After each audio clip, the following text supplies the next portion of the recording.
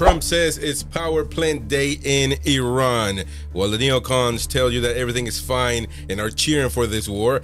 Dave Smith and Joe Rogan are calling this a massive betrayal of America first. And we're breaking down the Rogan truth bomb, as well as reacting to Valhalla VFT as he reports on the lost aircraft and Trump's final warning to Israel. It's all about Iran's support for Hezbollah. Yeah. Is that they want southern Lebanon, which they just, Katz, their defense minister, just announced that they're going to occupy. Yeah, that's crazy, right? They just That's announced they're going to be occupying another country. That's what it's about, man. This isn't like a conspiracy theory. The guys all tell you this in their own words. Benjamin Netanyahu was asked point blank a few months back what he thought of the Greater Israel Project, and he said it's very near and dear to my heart.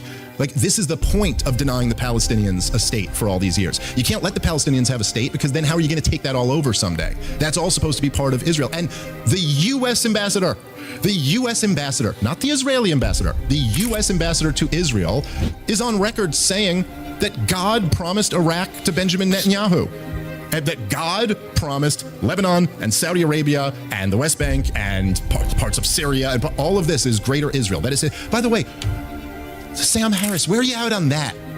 Where are the new atheists when you could finally use them for something? Hey, that's pretty crazy. Is that how we do politics?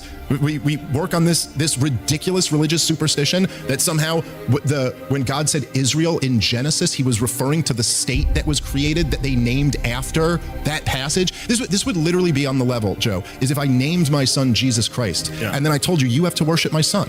Look, it's right there in your Bible. Exactly. That you worship. No, you named it after that, dude. Yeah. That doesn't count. That's crazy, and they took the spot. Dave is right, 100%. This isn't what people voted for.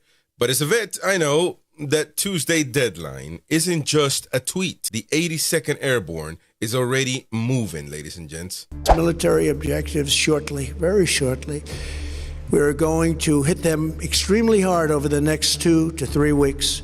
We're going to bring them back to the Stone Ages where they belong. In the meantime, discussions are ongoing. Regime change was not our goal. We never said regime change, but regime change has occurred because of all of their original leaders' death. They're all dead. The new group is less radical and much more reasonable. Yet if during this period of time no deal is made, we have our eyes on key targets. If there is no deal, we are going to hit each and every one of their electric generating plants very hard and probably simultaneously. We have not hit their oil, even though that's the easiest target of all, because it would not give them even a small chance of survival or rebuilding. But we could hit it, and it would be gone, and there's not a thing they could do about it. They have no anti-aircraft equipment. Their radar is 100% annihilated. We are unstoppable as a military force.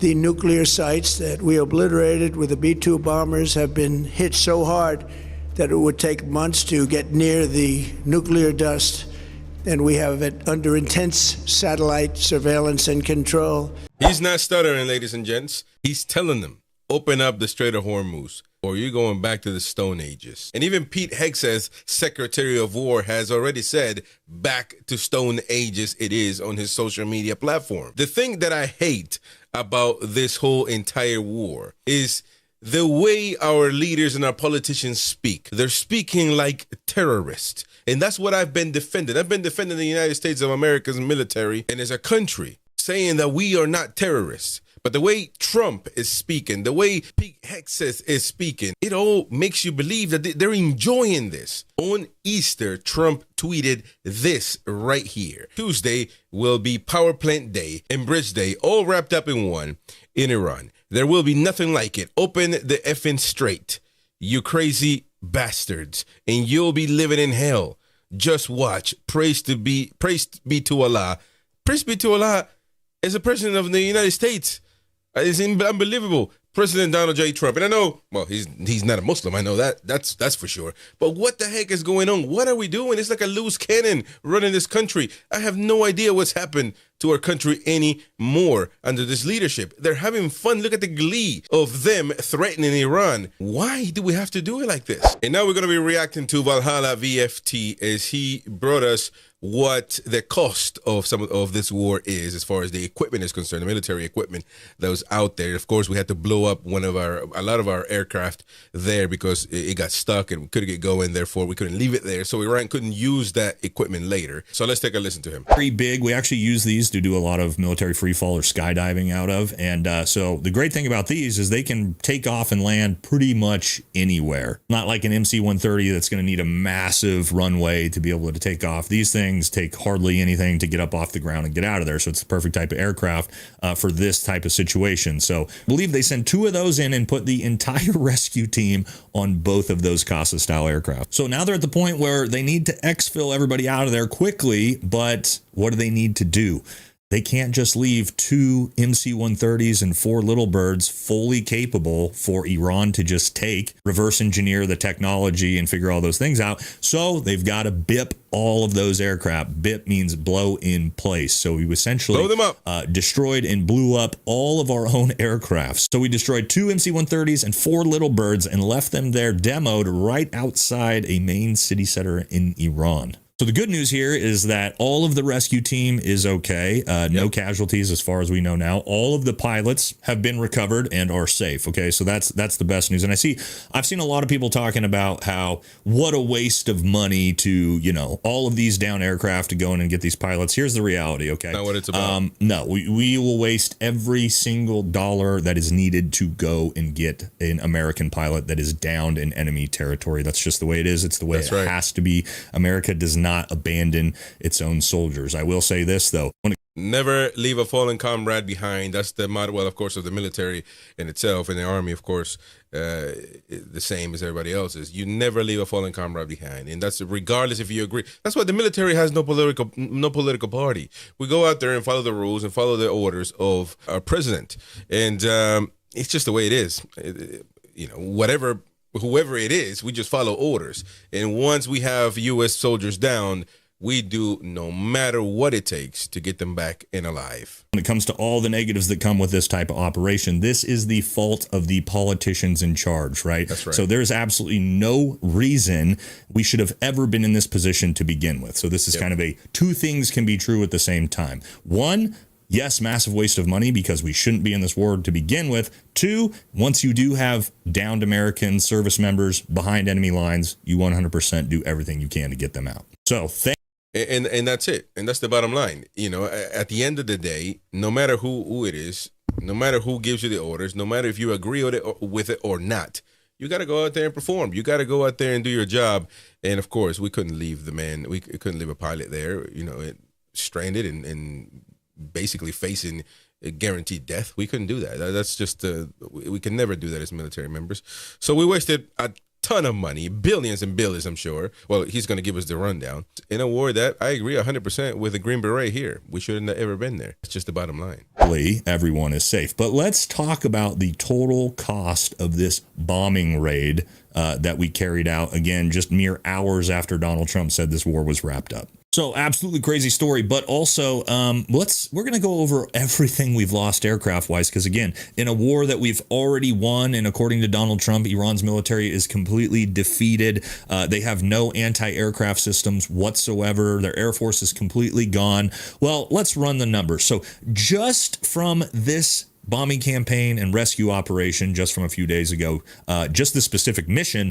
So these are all either shot down or hit and damaged and had to limp back to base. Okay, we had that one F-15 completely shot down, burned in, 2 A-10s, one of them damaged, made it back to base, one of them completely destroyed, an HH-60 helicopter also damaged, had to get back to base, 2 MC-130s completely destroyed, and 4 Little Bird helicopters completely destroyed, all from that one rescue operation. Now, what does that actually bring us to in total, again, in a war that we've already won against an enemy that has no anti-aircraft systems, according to Donald Trump? So let's run the total numbers in the war so far. All right, first, 16 MQ-9 Reaper drones have been shot down. 4 F-15s have been shot down. 2 MC-130s have been completely destroyed. 2 KC-130 Stratos tankers have been either brought down or destroyed. 4 Little Bird helicopters have been destroyed. 1 A-10 completely destroyed and other damaged and returned to base. 1 HH-60 damaged, returned to base. And even an F-35 damaged, returned to base. And what does that actually cost just in losses for all these aircraft? Here we go. All right, so for 16 MQ-9 Reaper drones, 4 F-15s, 2 MC-130s, 4 Little Birds, 2 A-10s, 2 KC-130 Stratos tankers, an HH-60, and 1 F-35. The total cost of all of that is $1.6 billion. And there, $1.6 billion. And this country has no anti-aircraft defense system, and they blew up all those airplanes. 16 MQ-9 Reaper drones down. I mean, that's just, it's unbelievable the amount of money that we've lost for a imagine if they did have an Air Force alive still. What would happen? Or maybe they do, we just don't report on it. This is very dramatic, ladies and gents.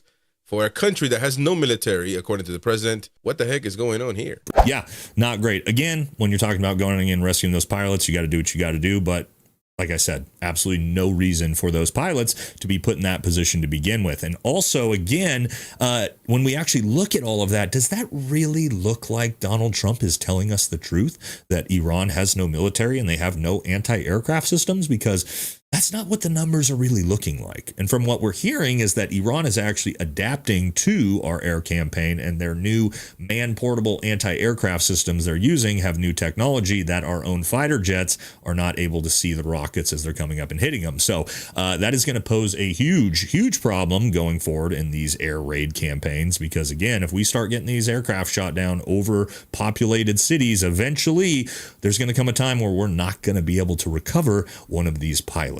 So pretty much we are just at the cusp of this warning that Donald Trump has put out for Iran. Is he going to blow the entire place? Is he going to go back to the Stone Ages? Well, it's laughable. It's blasphemy, and as a Christian, I have to condemn that, because Jesus Christ didn't teach us to go and bomb the heck out of everybody that doesn't agree with us.